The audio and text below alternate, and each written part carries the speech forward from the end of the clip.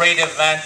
Thank you everyone for being here today. I know it's a nice Saturday. They got the Air and Water Show in Chicago, and all of you here are here to listen to political speeches, so thank you very much. My name is Steve Kim, and I'm running for Attorney General. A little bit about myself. I came to this country with my parents when I was 3 years old, and when they came here kind of a typical American immigrant story. They came here with a couple $100 in their pockets. They left their family and friends and left their jobs and decided to come to the United States to fulfill their dreams. And many times I asked my parents, what was this opportunity that you were looking for? Why couldn't you get it from the old country? And they said, well, in the old country, there's too much corruption, there's too much government regulation, and government was always on your back. And so they decided to come to Illinois.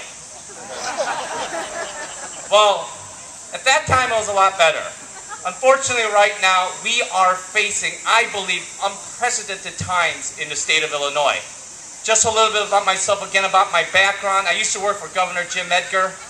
I was at the State Chamber of Commerce. I headed up their International Trade Division. I worked for AT&T, and I was also the Vice President at Time Warner. So I understand corporate experience. I understand government. Right now, I'm an attorney in private practice, and I counsel mostly small and medium-sized companies and many manufacturing companies here in Illinois. And I counsel them on how to expand. I counsel them on how to deal with the regulations that government has imposed on them. And that is one of the key reasons why I am running for Attorney General, because I believe the state of Illinois is broken. You know, our government leaders at this time in Illinois tells us, well, we have revenue problems. We have to increase taxes. But guess what? Let's just look at the numbers. Between 2001 to 2009, state spending has gone up 26%. And that's not counting inflation.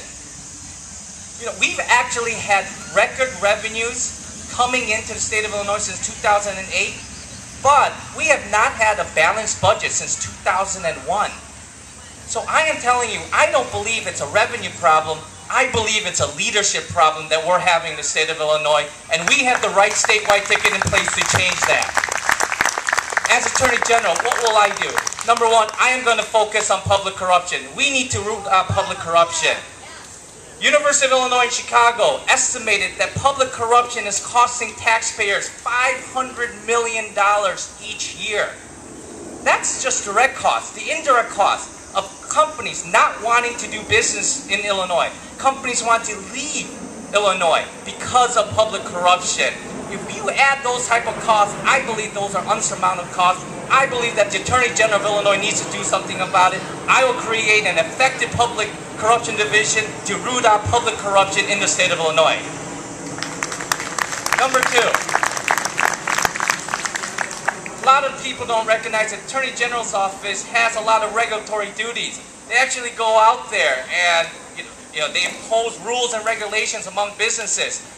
I will make sure that we have a regulatory environment in this state that's going to promote small businesses, that's going to help small businesses expand.